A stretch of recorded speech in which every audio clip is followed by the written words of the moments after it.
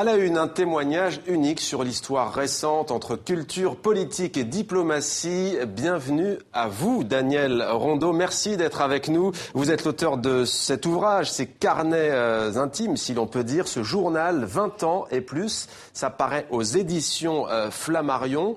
Ce sont donc vos carnets secrets, 1991 jusqu'à 2012. Alors, vous allez organiser après-demain, jeudi, si je ne m'abuse, à l'UNESCO, une table ronde sur les guerres décentralisées, c'est-à-dire les conflits asymétriques. On vient de le voir, la France est sur le point de prolonger sa mission en Centrafrique. Quel regard portez-vous sur ce conflit ?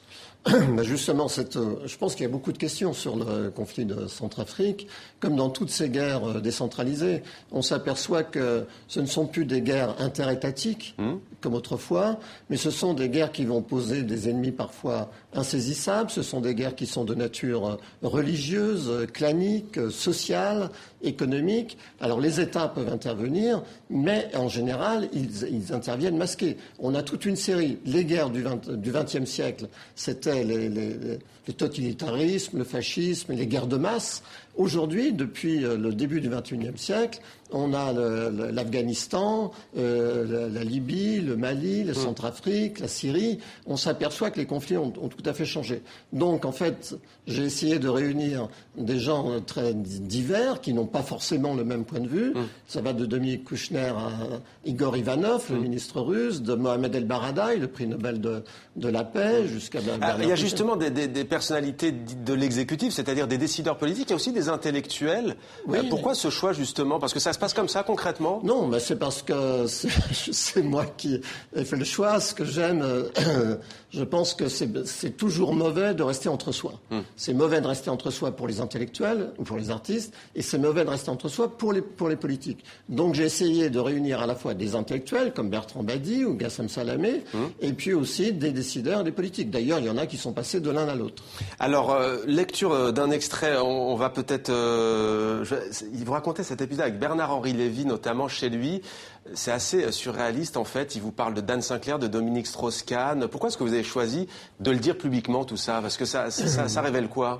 Non, mais j'ai choisi, si vous voulez, j'ai tenu ce journal tous les jours à partir de la chute ou le retour en France du général Aoun en 91. Ça commence comme ça, en effet. Ça commence comme ça. Donc, moi, je m'étais beaucoup investi sur le Liban, et ça va jusqu'à la mort de ma mère. Les obsèques. Les obsèques de ma mère à la fin de l'an passé. Donc, le temps qui passe tous les jours, c'est un peu comme de l'eau qui jaillit d'une source et qui disparaît dans la terre. J'ai essayé, avant que cette eau disparaisse, de ramasser quelques gouttes dans ma paume et de les mettre sur le papier avant le filtrage de l'oubli ou de la mémoire ou de la réécriture.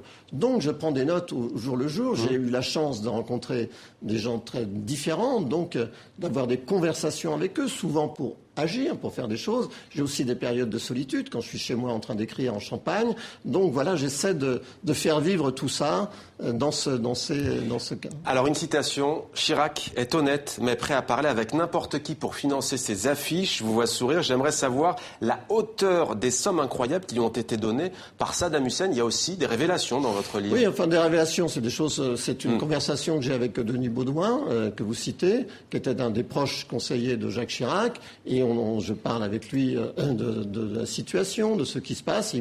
Donc les gens parlent, ils disent des choses.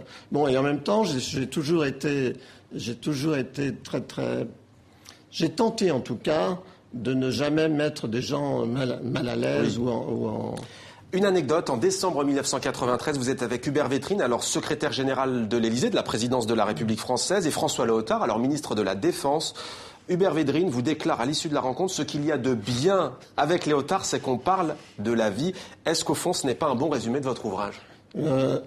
Si, ça sera un magnifique résumé, c'est parler de la vie, parce que la vie, elle est compliquée, complexe, elle est riche, elle est chatoyante, elle prend un visage varié selon les jours, selon nos activités. Donc voilà, c'est 23 années de ma vie au jour le jour, sans phare, sans mensonge. Vous avez été diplomate, journaliste, écrivain, vous êtes un intellectuel renommé en France et au-delà. Comment est-ce que vous vous définiriez, vous, aujourd'hui, Daniel Rondeau ? J'ai construit ma vie autour de mes livres. Bien évidemment, j'ai été journaliste. J'ai beaucoup aimé, j'ai une passion. Quand j'étais à Libération, j'ai une passion pour le journalisme. J'ai été éditeur.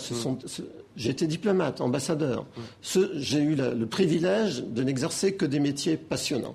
Vous avez parcouru le monde. Mais j'ai passé mon temps à fuir ces activités passionnantes pour construire, et tenter de construire en tout cas, une œuvre d'écrivain. Daniel Rondeau, 20 ans et plus, journal 1991-2012 à mettre entre toutes les mains, les étudiants et pas seulement. Merci à vous d'avoir été notre invité dans la Une francophone.